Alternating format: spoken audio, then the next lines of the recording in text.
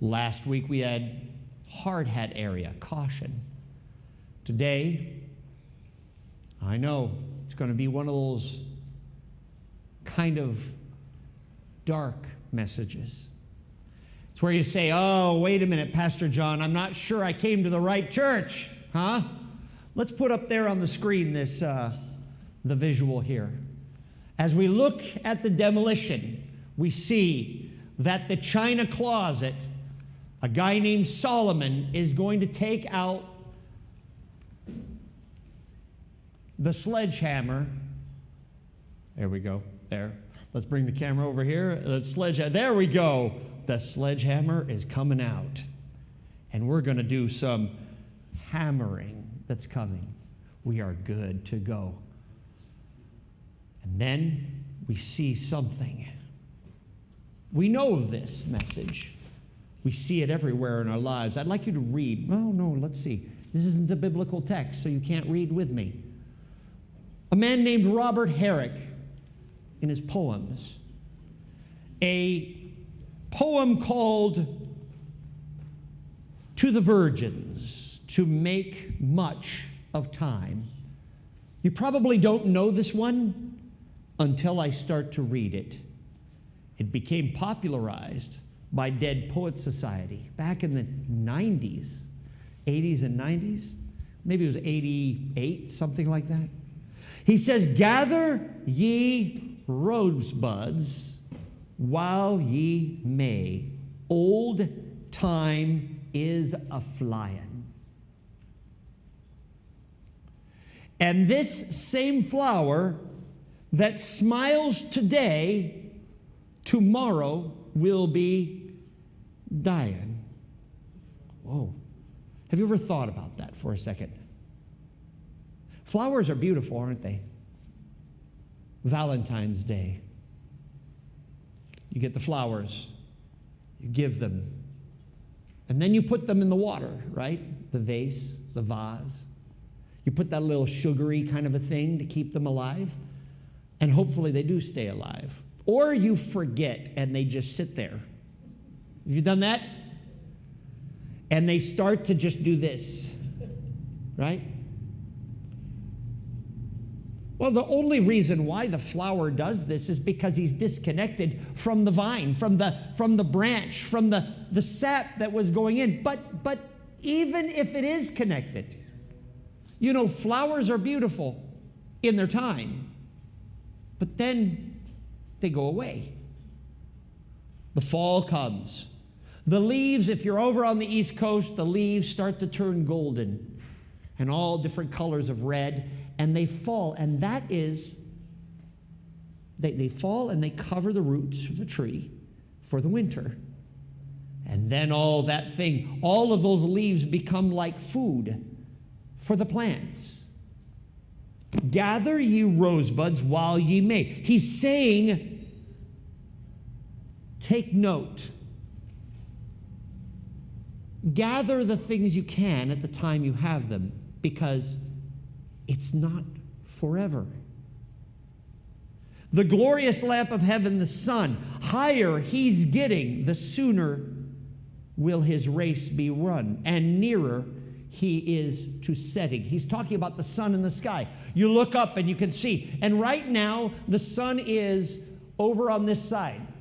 Now, usually around 12 o'clock, the sun comes to about here, and sometimes you'll see it, sometimes that yellow right there. It's like the map room in Indiana Jones, you know, where Raiders of the Lost Ark. It comes and as long as it doesn't hit me right in the forehead, right?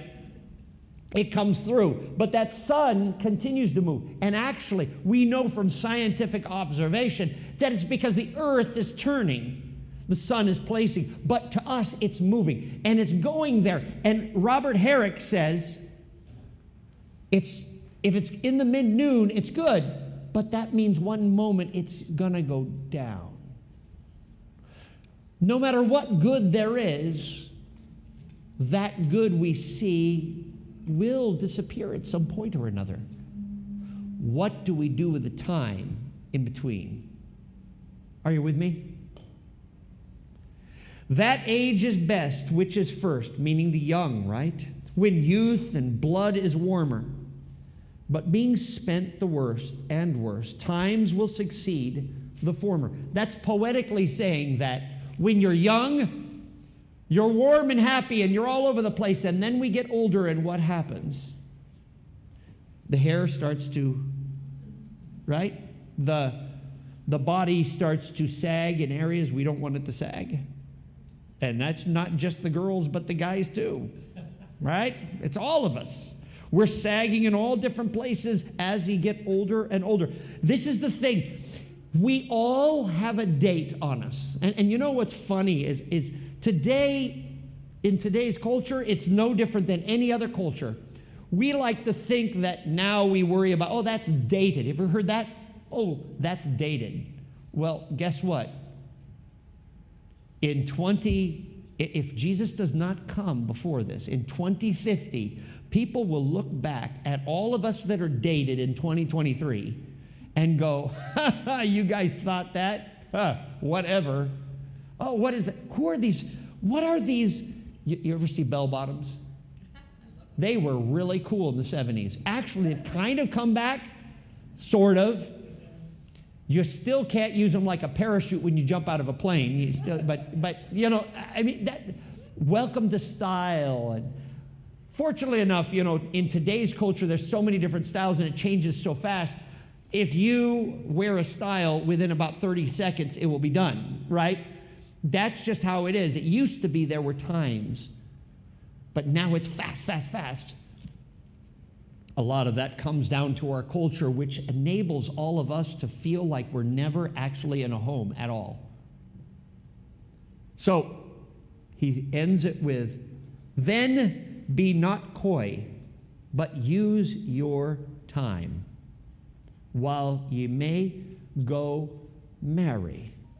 For having lost but once your prime, you may forever tarry. In other words, he's saying, enjoy the time you have when you have it. In Venice, during the Black Death, 1400s to 1500s, there was this mask. Have you seen this mask? You might have seen my little short online with this. It's kind of like I even put awesome music with it. Scary, awesome. No, just kidding. You never see these things as a happy, do you? Take it off and you put it on and you go, no.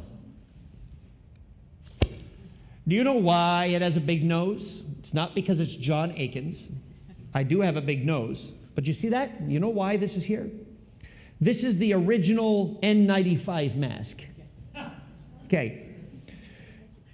In Venice, during the time of the Black Death, and it was being, and people didn't know if it was by spit coming out when someone's talking, and they get it? You remember with Fauci was the same thing, right? Oh, you want to stop it, or you start talking like this. You want to start talking like the Fauci. Well, back in the 1500s, they created a mask for the doctor. And they would actually hang a veil around this, down like this, so that when he talks, it would stop. But it wouldn't touch your face, so you could breathe. It would hang like this. Or if somebody coughed at you, it just moves like this, and it's done. It's like a thicker material, kind of smarter than what we've had. You know, it's kind of smarter. The only kind of a mask I would love is I want a Darth Vader mask, okay? If I'm going to have a real respirator, I'm going to, you are beaten. It is useless to resist. I want to do that, but never mind. And another reason why the mask also included the top is because when you were a doctor, everyone was afraid of the doctor, that doctor would spread illness. So you cover his face so that when he removes the mask, he can then tend to others and they're not worried, because he had the thing to stop it. And this actually worked very well. Even though they didn't understand all the germs and everything, they were smart in Venice. And to this day, Mardi Gras and things like that, they use this mask. It's a symbol of death. Why? Because the Black Death took out 1/3 of Europe. 1/3 of Europe. The reason why the Renaissance happened is because so many people died, and the ones that survived to survive were strong people. And therefore, the Renaissance began. And by the way, the Reformation began right out of that. Some of those strong people were Martin Luther and others that survived, and the gospel was easy to understand. Why? Because everyone knew that death was merely a step away from life. The living know that they shall die, but the dead know nothing. That's what Ecclesiastes, that's what Solomon says in the book of Ecclesiastes. If you know that death is coming, then you make choices based on that. But if you think you're going to live forever, then we will make choices based on that. Does that make sense? If you know that you're going to have a car soon and you need to start putting together money to buy the car, you can make those choices. But if you don't think you're going to have a car, you make choices and you spend money in other ways. Same thing, same principle. In the Dark Ages, they knew that their death might come soon. They started to organize their minds and their bodies and their whole lives around what doesn't die. Last week I talked about wearing the hard hat of faith. Remember that? Why does someone in a demolition zone wear a hard hat? Why do you think? Protect the head. Now, my head isn't worth protecting, I understand. But if something hits my head in a demolition zone, what's going to happen to me? I'm gone. I'm a goner. So, just like Paul says in Ephesians, have the shield of faith, I'm going to ask you, rather than stopping the arrows coming at you, I'm going to say put on the shield up here, the hard hat of faith, because we are now in a demolition zone. The reason why I say the hard hat of faith is there are things I'm going to say today that are going to drive you crazy. There are things you're going to feel uncomfortable about. But you know what? You know they're true. It's just we've been taught to lie to each other by our culture, society, and this world. Let's begin. And you'll notice here, while we begin, I want you to notice here my friend, the mummy here, Akhenaten. And also here, he's a very short one. I bought this from the Philippines. How do you like that? It wasn't Egypt, it was the Philippines.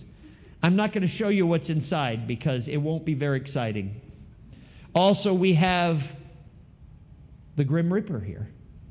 The Grim Reaper, who is the symbol of how death is calling on all of us. Right now, I also have another symbol up here. What is this? The hourglass of time. This is a half an hour. And this thing, if I'm not done by the end of this, everyone can walk out. It's 30 minutes. Very good. So I'd like you to open your Bibles, if you'd like, to Ecclesiastes chapter 1. We're just going to touch base on one piece of it. And before I start reading, well, I'll get to that in a second. Let's read again. We heard the words meaningless or vapor. You know the word vapor? Have you ever tried to grab vapor? Like you open up a freezer and you see this vapor coming out, and you try to, it's like as a kid, you're like, oh, and then it's gone. Meaningless, vapor, everything goes away. This is what the Bible says about everything in our world. You know, we think that dressing up nice is nice. The only problem is it takes a very short time for the nice thing to not be nice anymore, especially if Pastor John's wearing it. All right, so let's continue here. We read chapter 1, and I'm going to get down to verse again, for generations come, generations go, but the earth remains forever. The modern day environmentalists wouldn't like that part so much. The sun rises and then it sets, and it hurries back to where it rises again. The wind blows south and then it blows north. Round and round it goes, ever returning on its course. All streams flow into the sea, yet the sea is never filled to the max, to the place where it comes from. They return again. All things are wearisome. More than one can say. The eye has never enough seeing. The ear never has enough for hearing. Verse 10, is there anything of which one can say, look, there is something new? You say, yeah, well, it's new. iPhones are new, sure. No, they weren't. They were 20 years ago that it started, or 15, 17 years ago. 20's coming up. But actually, in the ancient world, they had the same kinds of things. It didn't talk to you the same way, but there were things called servants, people that would work in that way. So you would have the same types of things in the ancient world. And by the way, with our phones, some people say we're better off. You know where the phones are made? Many of those people that are working have no choice working where they're working. They're being forced by that government to do that. And we are benefiting from it. So have things really changed? I read a statistic that there's more slavery today than there was at the signing of the Constitution. I'm not surprised. Our population is larger. Outside of this country, there's a lot that happens in different places. And of course, it doesn't make big business excited to talk about that, because oftentimes people benefit. Things change, but not really. This is when we come down to the idea of sin in this world and bad things that happen in this world. It's been like that. Ever since the tree of knowledge of good and evil was picked from, there's been evil. But I have a good news for you. Jesus, just like those feet up there, just like us in humanity, Jesus also experienced what we experience. My friends, he experienced being that slave. Let's continue on. Verse 11, no one remembers the former generations, and even those who come will not yet be remembered by those who follow them. Oh, we know about that, don't we? Have you ever gone to school and the new teacher comes and we're trying to remember the old teacher, and then just a year goes by and no one remembers the other one? We have that in schools where you have the pictures. Here, Glendale Academy, you'll have these pictures inside the auditorium, right? And you look back and you go, whoa, those kids, they're kind of weird looking. A lot more of them, but they're kind of weird looking. Different styles, different. And I'm like, it's not so weird. They actually were after me. Don't look at me when I went to school. I was a metalhead. I looked really weird. That's how life changes in this world. This cycle reminds me of something that a friend of mine read. In Washington, D.C., there was one of these high-class restaurants where someone can write some important bit of knowledge into a book in the front. A very expensive place, and they'll have a leather-bound book, and anyone can write anything they want to. It's like the precursor to today you can text and send it on Twitter or whatever, right? But back then it was a book you could write it on. And somebody scribbled really, really big, God is dead, Nietzsche. You remember that? That was back in 1968, I think it was. God is dead, Nietzsche. Friedrich Nietzsche. It comes from the Das Spoke Zarathustra, one of his great books. Friedrich Nietzsche, a philosopher, just before Nazism took over Germany. And God is dead. Big words. Hard scratched into that. But this guy named Richard Fredericks, who was a pastor that was one of my Bible teachers at Columbia Union College when I was going to college, when I didn't know what I wanted to do with my life. He then told me, he was really surprised because he looked at the book, he sees that, and right below it, in calm, small words was written, Nietzsche is dead, God. Turn with me in your Bibles now to Ecclesiastes chapter 2, verse 12. Then I turned to consider wisdom and also madness and folly. Do you know what madness is? What's madness? Craziness. Madness is like being put in an institution and being stuck there. And by the way, speaking of institutions, the video is coming. We're going to continue to watch Edmond Dante's story as we move through. That's near the end, so you can get that context down, because we all are in this prison cell together. All of us. So then I turned my thoughts to consider wisdom and folly, and also folly, wisdom, madness, and folly. Okay, let me explain something real quick again here. It just hit me. I've got to always say this.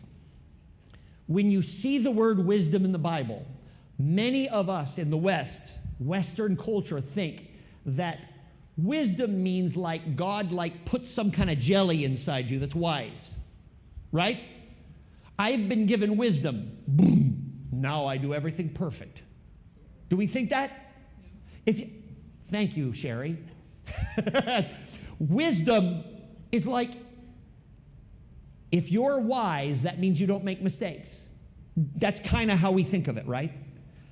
But in the Bible, at the time when Solomon asked for wisdom, and I talked about this last week, he asked for wisdom and a discerning heart. You remember that? He asked for wisdom and a discerning heart.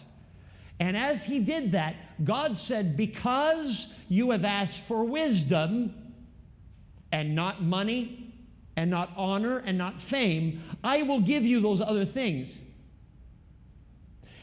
The word wisdom always is connected with discerning heart. If you go to the Hebrew and you break down the words, it means a heart with big ears. You know, Hebrew's visual. It's a Middle Eastern language. It's visual. It's like that also in Thai. It's got the visual language. As you read it, it's like, ooh, it's very visual, you know? And you're like, an idea is visual, and that's how it's written. An open-eared heart. An open-eared heart. In other words, when you make mistakes, even if you have wisdom, you make mistakes. You trip, what happens? You learn from the mistake. That means that when Solomon asked for wisdom, he actually was asking for something very dangerous. He was asking for circumstances to come to him so that he might know reality. The path of wisdom is a dangerous one. It's a dark one. Because as you head toward wisdom, you will learn things about yourself and others that you do not like. But stay strong and keep the hard hat of faith on your head. Okay?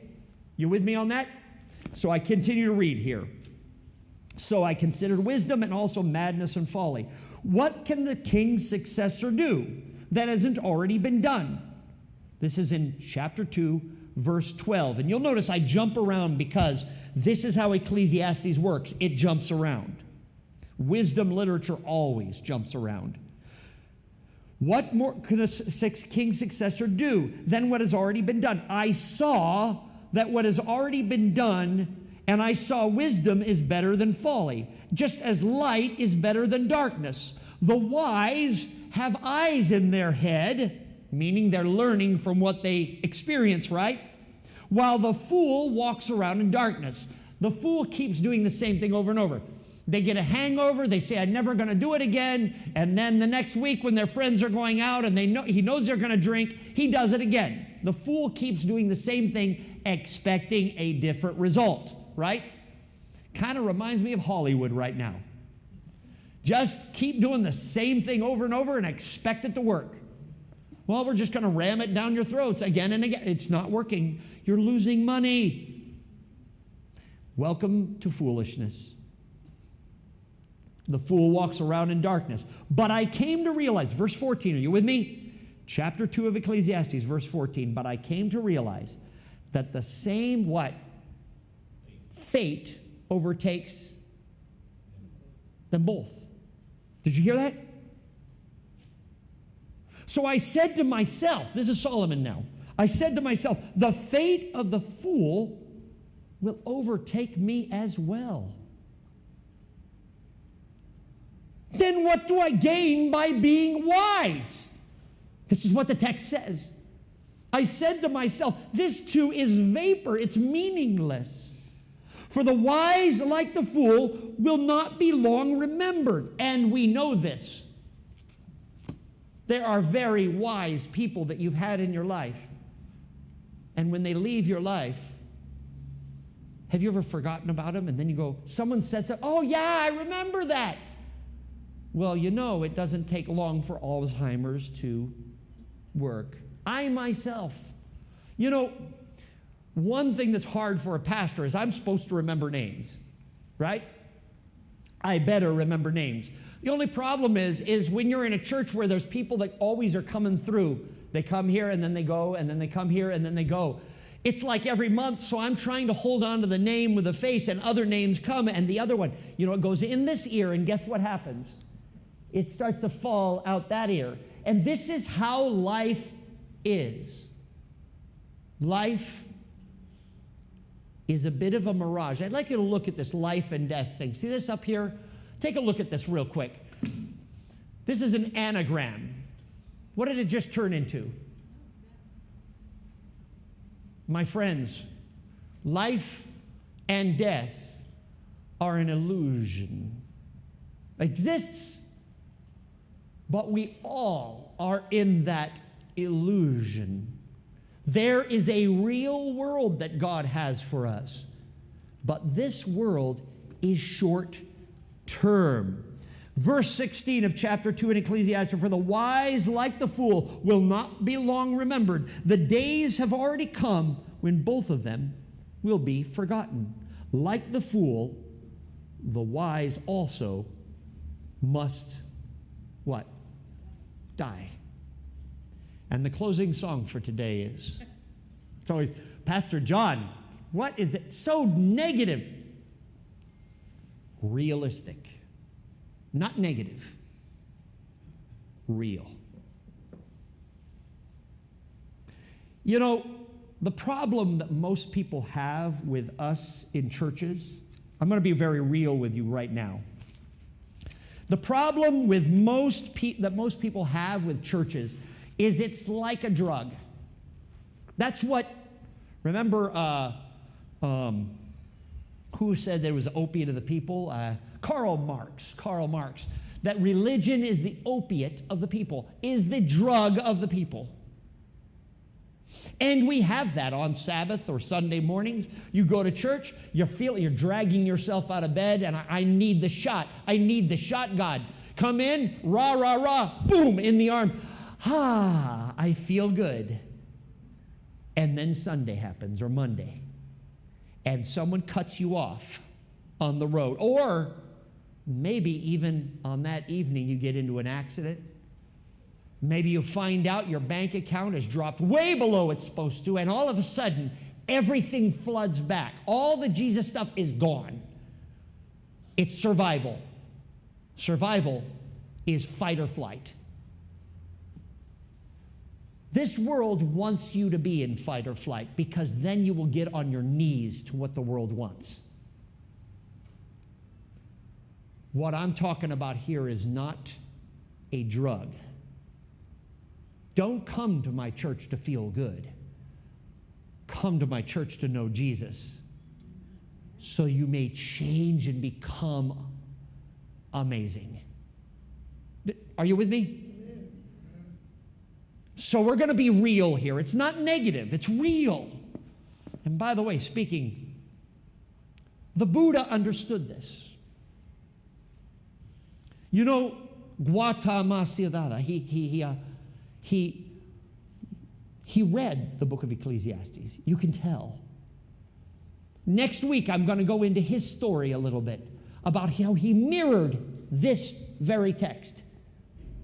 You know those scrolls that went all the way up through Israel, all the way up across the Indus River and into India, and eventually China, and then came back. Silk and spices would go this way, and spices back the other way, back and forth through Persia, all the way up. That's why Persia's connected with India and all the way across. And Alexander the Great tried to unite everything, but his soldiers stopped him. When he got to India, they said, it's over. No more. No more. We can't go to war anymore. And that Alexander the Great, it drove him crazy. When he went back to Babylon, he died of a drug overdose because he was so depressed that he couldn't conquer the world. He wanted to go after the fifth kingdom. He saw China. He says, I want to go after them. And nope, didn't happen. Well, you know, those same channels, all those scrolls moved. And the one who many people call the Buddha exactly copied the words of Solomon. He built an entire religion based on this. The idea of not having stuff in control of your life. Well, by the way, the Buddha also, his last prophecy that he gave was that there was one that was going to come that would have the marks in the hands and the feet and the head. And when they come, listen to the words the people say. That's another one. I got a book on that too. So anyway, we continue on. So I want you to turn now with me to chapter 7. Chapter 7 as we continue to talk about life and death and reality. Chapter 7, verse 1. A good name is better than fine perfume, and the day of death is better than the day of what? Wait a minute, that doesn't make any sense. That's backwards, isn't it? It is better to go to the house of mourning than to the house of feasting, for death is the destiny of everyone. The living should take this to heart. Now, why in the world would he say that, guys? Well, you know why I think he says that? If my whole life is about gaining stuff, grabbing stuff, stealing stuff, buying stuff, having fun that only lasts a short time, but if I know one day I'm going to die, maybe I might reorganize my life in accordance with that. Are you with me? This is why he says that. The wisdom of God is about understanding the end from the beginning, not just the beginning. Frustration is better than laughter, and a sad face is good for the heart. Now, he's not saying to be upset. My grandfather on my mom's side took that to heart. He was angry at everything. He was a Madvinist. He was always mad at everybody about everything. Don't do that. This is not what he's saying. He's saying it's good for you to understand. We sometimes, when there's bad things that happen in your and my lives, you know what we like to do? We like to ignore it. Oh, I don't feel good, shove food in, right? Oh, I don't feel good, let's go see a movie, I want to laugh. And half the time the movie isn't very good, especially lately. The thing is I want something to make me feel good. I need the drug. I need the alcohol. It won't make it better. Because when you wake up in the morning, you're going to be the same person except not feeling good as you look at yourself in the mirror and your hair hurts. Not just you hurt, your hair hurts, everything hurts. So what do? The fool just says, well, let's do it again. I'm going to have a bigger brush and I'm going to paint the town even more red. The person who wants to change says, I got to stop now. I need to have friends around me that teach me to stop now. It is better to have sadness than just fun and games. Fun and games are good, but true joy doesn't come from parties. It doesn't come from having the right girls or guys around you. It's not about having the right app on your phone and being able to connect with everybody. It's not about being at the right church. It's about happiness comes from something deeper than that.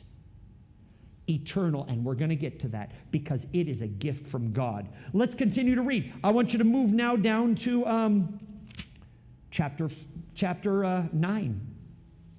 So I reflected. This is verse 1, chapter 9, verse 1. So I reflected, Solomon says. I reflected on all of this, and I concluded that the righteous and the wise and what they do are in God's hands. But no one really knows whether love or hate awaits them. It's true, because when you were born, you may have been born into a family that wasn't really the happiest family. Or maybe you were born into a family where it was very happy. Some people say, well, have you ever heard the stories of older people? They'll say, you know what? I loved my family and we were so good, but we didn't have much money and it was so much better. Have you heard that? And yet, so remember, we look at money, we look at outside, we look at what the brand is of the suit, but the truth is what matters is what's inside the person, right?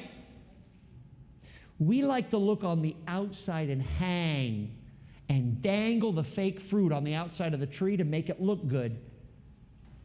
But then when you eat that fruit, it's waxy on the inside. So he says, we don't know whether love or hate will await us, he says. Verse 2, all share a common destiny. The righteous and the wicked, the good and the bad, the clean and the unclean, and even those who have sacrifices and those who do not. He's talking about the religious people as well. The same fate awaits everyone. Why is it that I give tithe to the church? Because I want God to notice me. Well, the same fate will await me. The question is not whether I gave. The question is, what did it do? How did it matter? How did it change something that matters? Bigger picture. This is the evil. Verse 3, this is the evil in everything that happens under the sun. The same destiny overtakes all. The hearts of people, moreover, are full of evil and all kinds of madness. Kind of reminds me of the political season, doesn't it? The elections are coming up. Everyone's putting a good face on it, and everyone's upset and trying to arrest everyone else. Can I just arrest everybody that runs against me, and then I'm in charge? Everybody, left and right, do the same thing. I'm so sorry. They're full of evil, and there's madness in their hearts while they live, and afterwards they join the what? The dead. Anyone who is among the living has hope, for even a live dog is better than a dead lion. For the living know they will die, but the dead know nothing. They have no further reward, and even their name is forgotten. Their love, their hate, their jealousies have long since vanished, and never again will they take part in anything that happens under the what? Now remember, some people say, oh, he doesn't believe in the afterlife. Oh, not true. He does say that when you die, you go to sleep, but he didn't say that heaven, he says, under the what? Sun. Under the sun. And by the way, the ancients believed this. The sun, moon, and stars, and all of them were a canopy over the earth. And the reason why the stars were bright is because the heavens had God area out there, and the glory was shining through the holes. Okay? They believed that. Now, I don't know if Solomon believed that, but that's what the ancients believed. They knew out there, but it's under the sun, which actually is true. Because if you think about it, the sun is up there for us. Aretz is here. The ground is here. Haaretz, it's called in Hebrew. The sun is Hashamash. It's up there. But who's beyond the sun? Más allá del sol. Ever heard that song in Spanish? Far beyond the sun. Más allá del sol, más allá del sol. You know, I'm going to do it really bad, slaughter it, and all of my Spanish friends are going to yell at me. But what's new? It has to do with far beyond the sun. Jesus is out there, and he's coming. So none of this negates the belief that there's a God. None of it. It just tells you that I'm going to have, when I die, I'm not going to have any part of anything under the sun. I have to wait for resurrection. I have to wait, asleep. And when I die, I'm praying that my wife, Anna, will not forget me and not party when I'm gone. Oh, no, never mind. No, actually, I want her to be happy. But I hope more than that. I hope that when we die, our children will be able to grow and do something with their lives that matters. To be and do things that they need to do. Hopefully the time that I have done that will matter to that generation, even if they forget about me. God knows. Let's continue to read here. And by the way, look at this. It's getting close, so we got to get to the video. Oh, it's almost there. It's almost there. The timeline is going. So now you're going to love this part. Verse 7. So then go and eat your food with gladness and drink your wine. By the way, the word wine here means grape juice. It doesn't mean fermented drink, guys. Don't get drunk, okay? Go and eat your food and with gladness and drink your grape juice with joyful heart. For God has already approved of what you do. Always be clothed in white. Always anoint your head with oil. That means stop smelling like you're upset at the world. Be happy. Put on the perfume. Enjoy. Stop walking around when someone says, how you doing? You go, oh, it's life sucks, then you die. You know, no, he says, he knows. He says we're going to die, but then he says, because we know we're going to die, enjoy that which we have. Do something that matters. Change this world and make it into a better place. Even though it will never change because of you, believe that there's a purpose and meaning to what you do. You know, each one of you here can change something for something better. Always anoint your head with oil. Enjoy the life you have with your wife or with your husband, whom you love. And he says whom you love because he's assuming you love your wife or your husband. Please, let's love them. Love doesn't mean always happy, happy, happy. Yeah. Love means love through hard times and good times. All the days of this meaningless life that God has what? Given you. Now, I want you to notice something. In Ecclesiastes, everything is negative until you come to one word. You'll see the word, and it's give. Gift. Light of joy breaks across the pages of Ecclesiastes every time the word gift is given. What he's telling you and me is that we know our lives are as good as gone. But if you realize that God has given you these moments as a gift, then the time that you are spending matters. Okay. Get ready, because we're going to watch something real quick up here. And I always have to make comments, okay?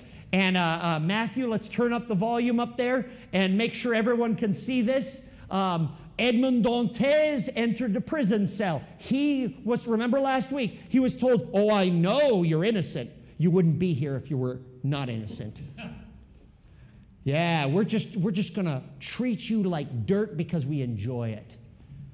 And we'll discover in future days what it is he did to get here. He's just been beaten for merely being alive. Turn up the volume nice and right. What's my crime? What's my crime? I'm innocent. His girlfriend Mercedes was told that he was executed because of high crimes against the throne. But he wasn't executed. He was just thrown in a prison cell. He became prisoner number 0027. God will give me justice were the words that were on the wall, and he starts to say, God, please give me justice. Turn up that volume. Look at that. He has a window and a bird comes in. If only I could get out there to freedom. If I could fly like a bird from this place.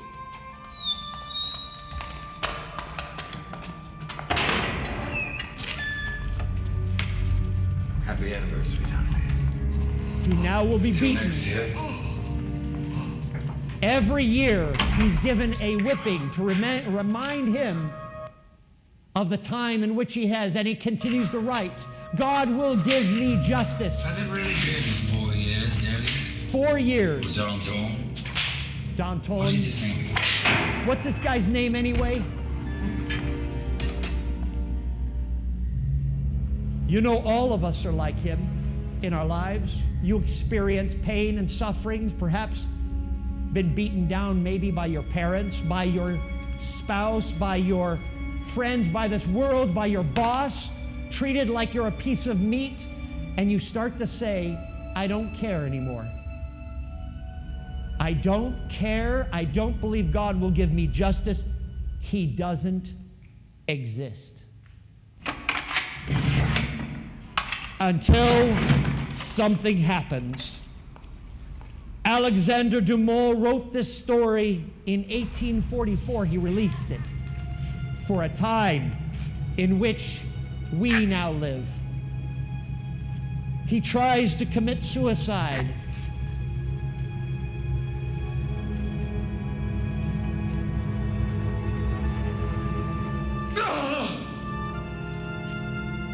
Not possible. But he hears something he had not ever heard before.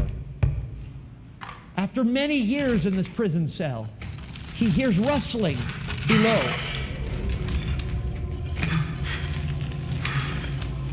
Would that scare you? Out of nowhere.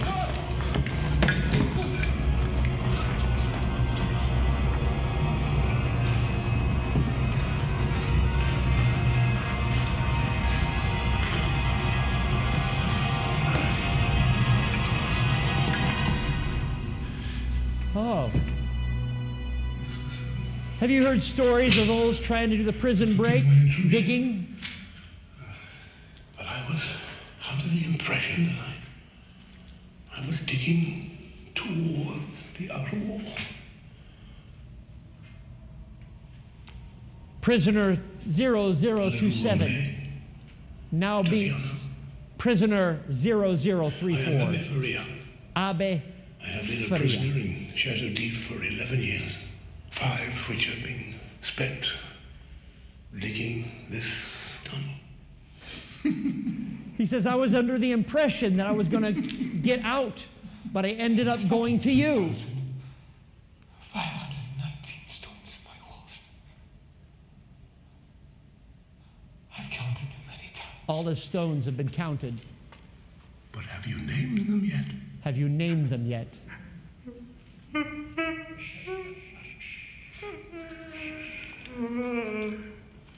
Once I was as you are now, but I promise it will pass.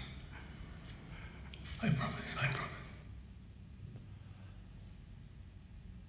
Okay, we can turn on the lights. We're going to continue next week with this section. I want you to know that though you are in that prison cell, there is someone that's coming to you now that sometimes is digging their way the wrong way, but maybe it's not the wrong way. Maybe it's so that you might discover your purpose to your life. You may be above 60 and saying to yourself, I don't know what else I can do. Maybe you're in that middle zone where I am, which is the middle zone where we don't, the dog part of life for me. Constantly with the head down, trying to get a lot of things done, never really finishing anything, and always devoid of money. Maybe you're in the lower zone where you're young and you're heading into life. You have many wishes and wants in your life, but then you have worries of whether or not it will ever happen in the way you need it to. Maybe you're very young and you're saying, Pastor John, this is really cool because there was a movie there. No matter what part of your life you're in, I want you to know that God has a purpose for you through this. You can have joy. It says here, enjoy your life with your wife, your parents, your husband, whoever, with whom you love, all the days of this meaningless life that God has given you under the sun, all your meaningless days, for this is your lot in life, and in your toilsome labor under the sun. Whatever your hand finds to do, do it with what? All of your might. It doesn't mean to just stop and enjoy. It means, enjoyment means to do something that matters. Something that makes a difference. And this is the gift that God gives you. He gives all of us this ability. I have seen people that were old and they discovered a mission to their lives, and all of a sudden, you ever see the movie Death Becomes Her? Never mind. It's one of those dark comedies from the 90s. Incredible film, by the way. A Ecclesiastes film. This guy, Bruce Willis, he's in his 60s, and finally, he begins to live in his life for the first time. Really live. Not living with a heart beating just, but living because he found a purpose to his life. You and I want you when you go to work, even if it seems like the most mundane work, to have a purpose for your work, to enjoy, to have that energy that comes from joy, because God has given you something to do. He has given you something to do in your life. You may not enjoy traffic, but He can make it purposeful. You may not enjoy school. You may not enjoy school, but God, can give it purpose for your life. I want you to know, spoiler alert, you will find purpose not in your stuff, in your life, but in God. May God bless you all, and I'll see you next week.